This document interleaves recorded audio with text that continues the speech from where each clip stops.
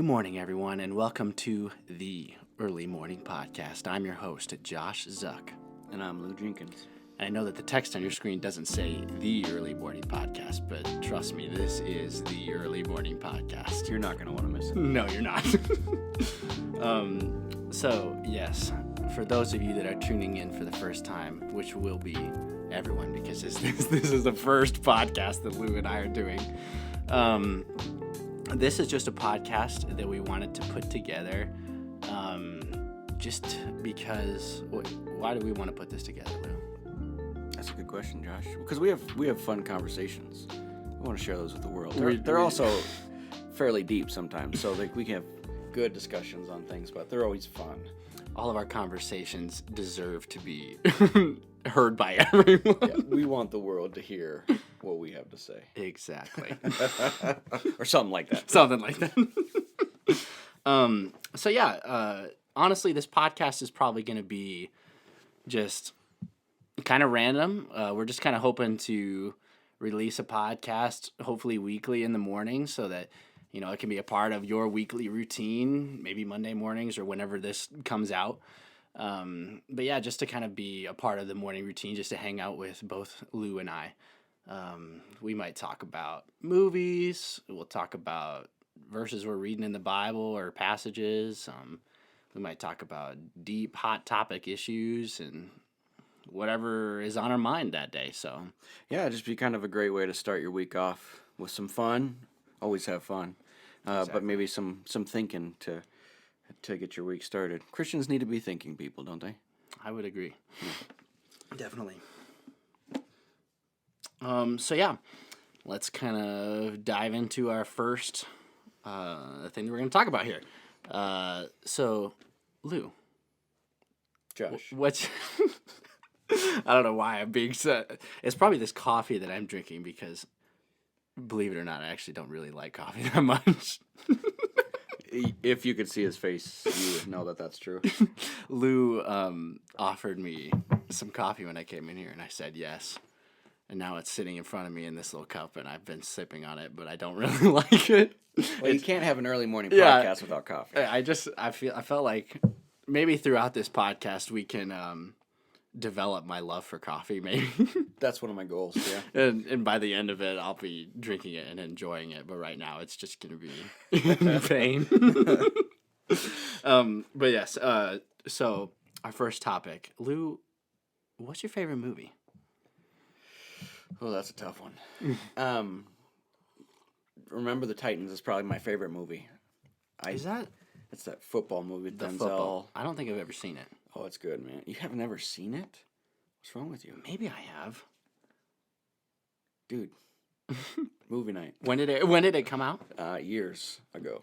What's it about? Football. Well, it's about in Virginia.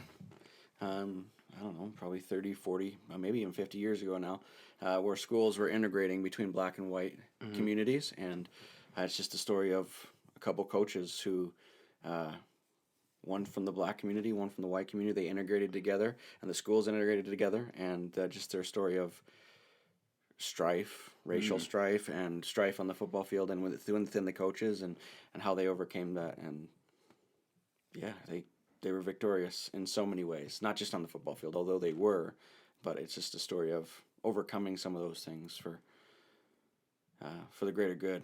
So definitely seems like a topic that could be pretty relevant today. Oh yeah, definitely. With all the social and racial issues that are happening now. Yeah, it would be hard to watch that movie now without having some good conversation about it. Yeah, for real. What about you, Josh? My favorite movie? I don't know why I have such a hard time picking favorites for things. Like, these are inanimate objects that don't require my love for them to, mean anything. But I love Spider-Man so much. Those of you that know me know that I love Spider-Man. I think that one of my favorite movies is definitely Spider-Man Into the Spider-Verse. And the second Tobey Maguire movie.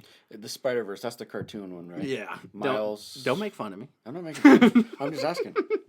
My kids like those movies too. Oh, come on. Oh goodness. Yeah, no, I think it's a great movie. It's got heart, it's got soul, and it's way better than I think most movies that come out nowadays. Why? I think the movie industry now is, I mean, it's so So wait, profitable. is this a hot topic that we're getting into already? Oh, I'm already. All right, go ahead. I'm ready to Go dive ahead. in on this one. But I think that the movie industry is like so profitable, and obviously, like people that are making movies are wanting to make money as well.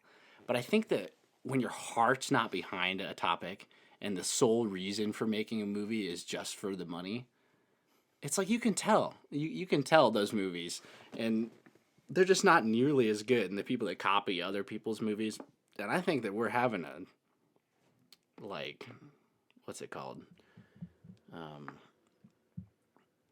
It's like a plague of bad movies. Movies without people's heart behind Yeah, them. movies without any soul behind them. Those are some strong words from Josh Zuck. That's a strong take from Josh Duck. Yeah. But yeah, I think that that's one of the exceptions. I think it came out, and even though it's geared toward kids, it's got some heavy themes in it.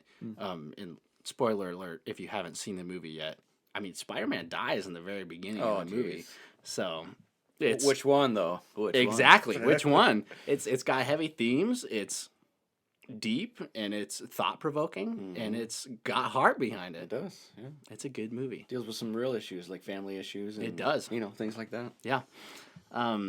Yeah, for real. So there's your hot take with Josh Zuck and Our resident movie expert. Yeah, the movie expert. I like to think I am. Yeah. Well, and just so you know, you don't get movies from Blockbuster anymore. That's true. You get them online. Feels bad. I don't know why I said that. Rest in peace, Blockbuster. Rest in peace. And hot topic. So, before we started this podcast, Lou and I were talking about hot topics we could discuss, and some of the things that we were asking each other, like what's been on our mind recently. And so, Lou, what do you think? What's been on your mind recently? Jesus. Jesus. No. That's a Sunday such school a hot answer. topic. Yeah, you just got to say that, don't you? No, I think one of the things that's been on my mind a lot is, it's been unity within the church. I think we live in a world that's really polarized. Yeah. Politically, with all the different things happening in our elections and with COVID and how to deal with it. I mean, there are people on really opposite sides of the spectrum in our church. Yeah.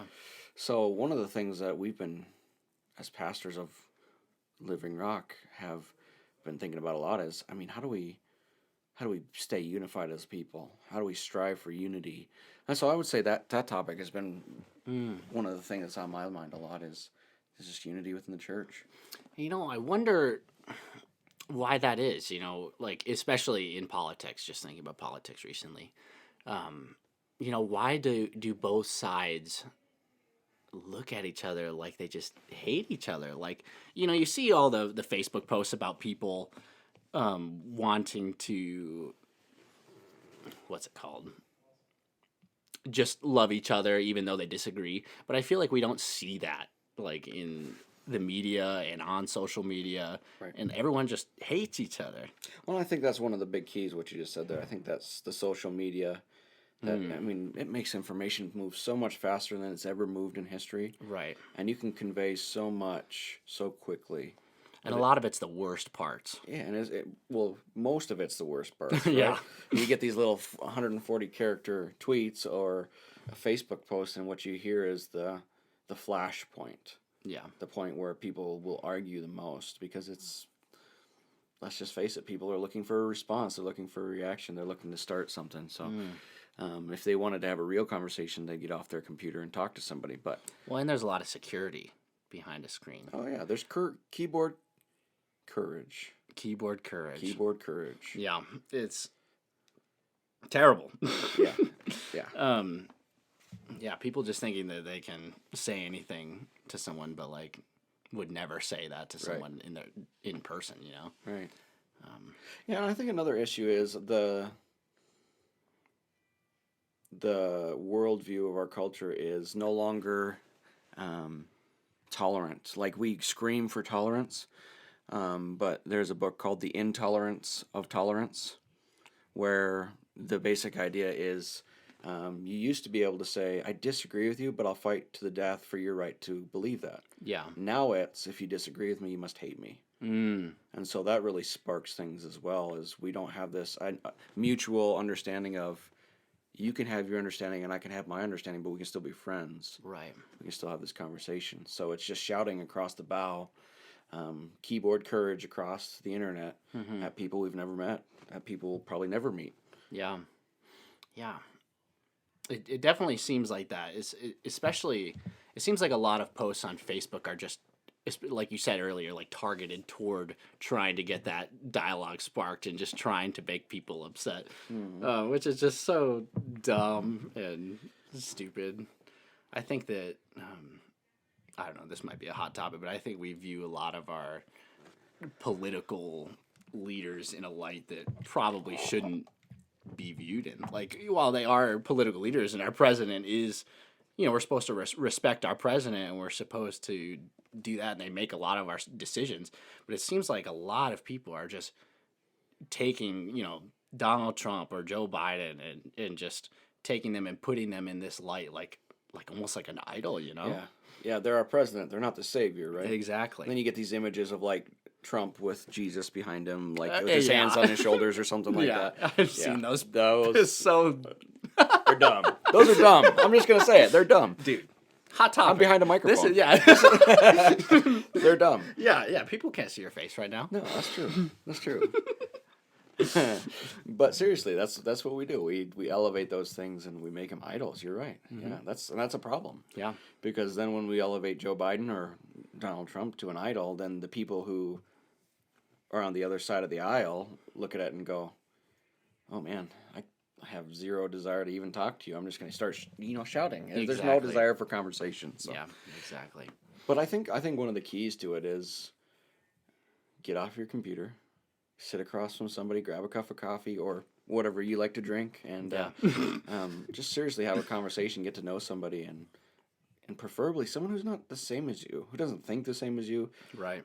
Comes from a different background maybe, and just talk and have all those things come out of relationship. It's easier to have real conversations when you know the person and you know that you have a mutual respect and care for each other. Right. To have those conversations, so especially the hard ones. Yeah, no, for real.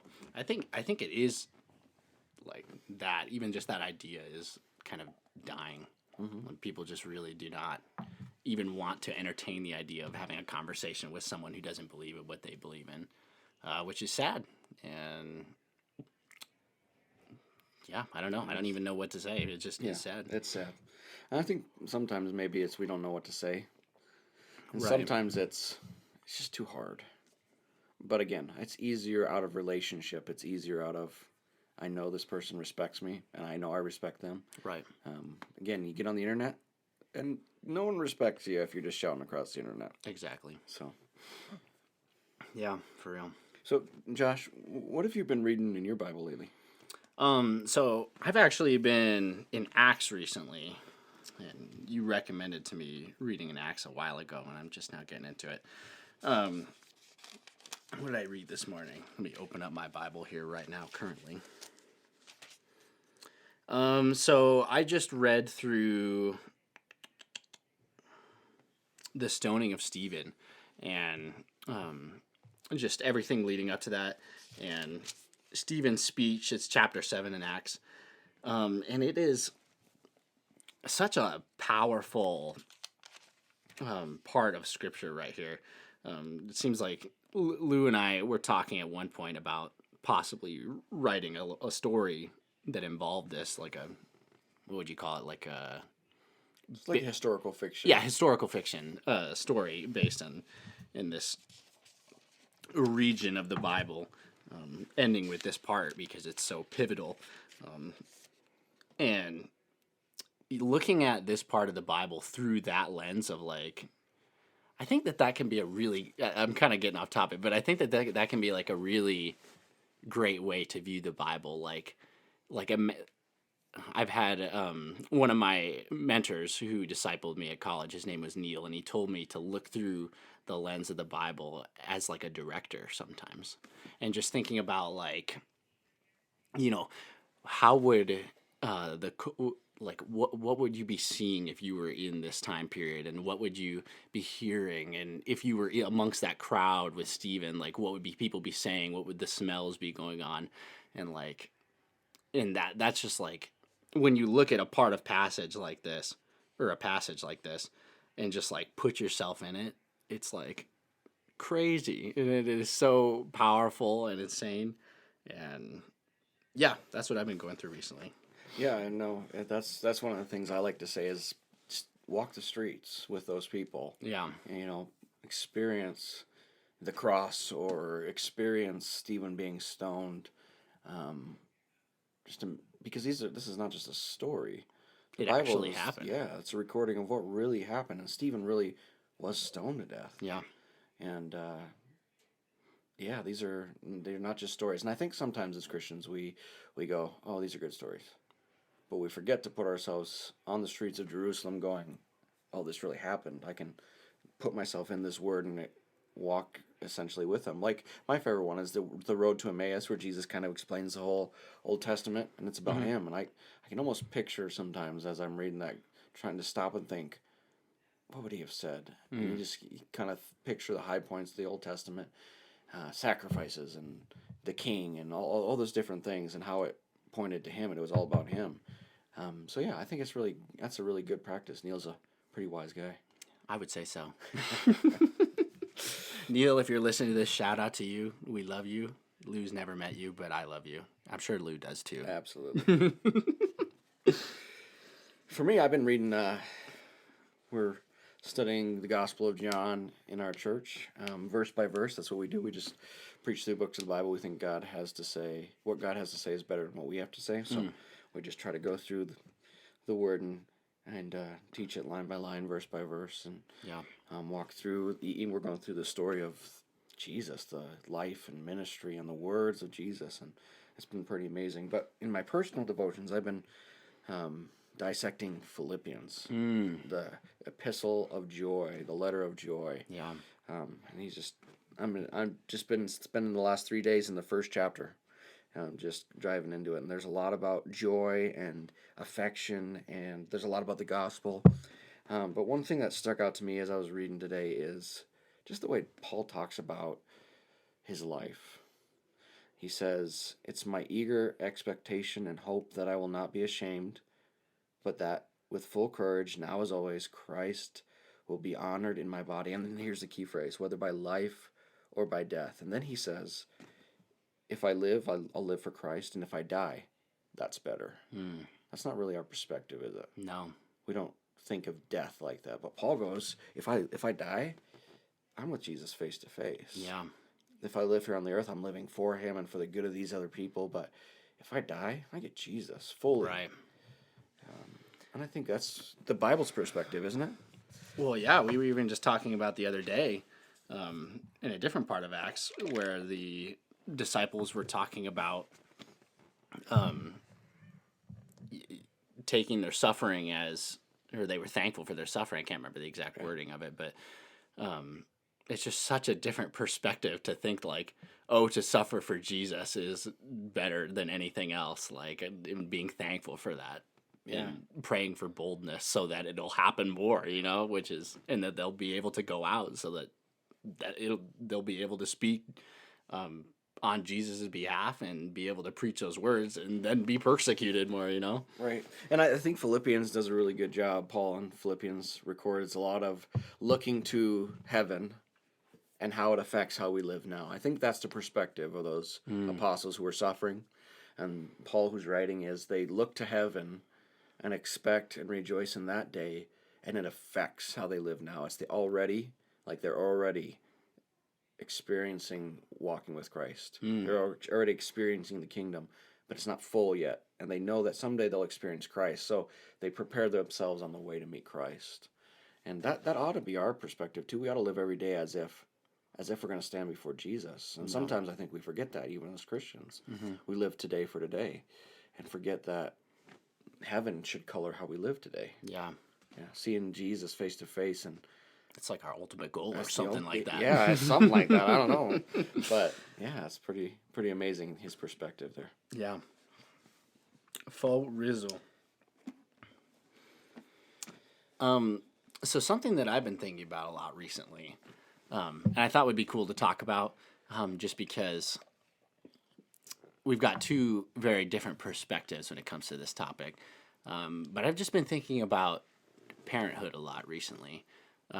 For those of you who don't know, I'll be getting married this summer, and so with that comes a lot of responsibilities and new thoughts and new ideas and the possibility of now being a dad, and how to raise a child and what kind of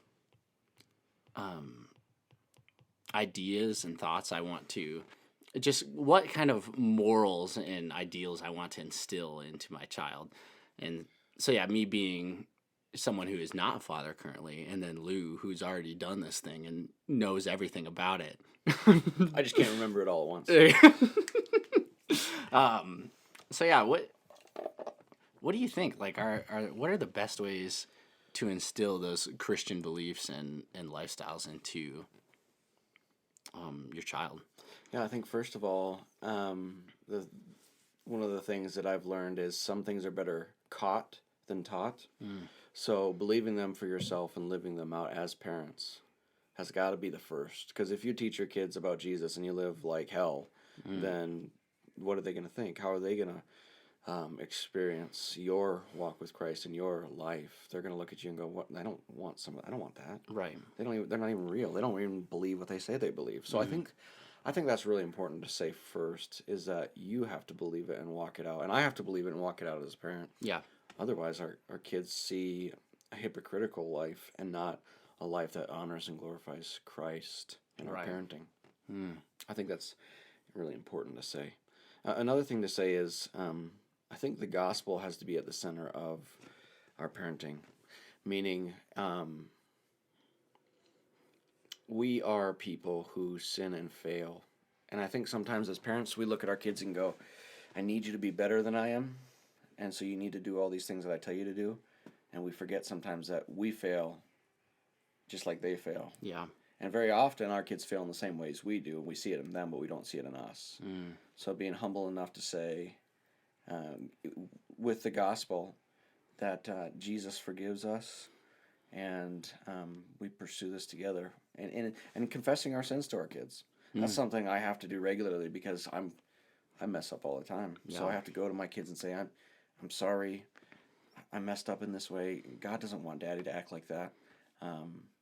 And so I'm sorry I did that. And even the other night, I spoke to my daughter Morgan in a way that was rude and impatient. And so right before bed, I'm trying to get her to bed, and she's not doing what she's supposed to be doing. She's getting up and doing all the things that kids try to do to stay out of bed. But I was impatient, and I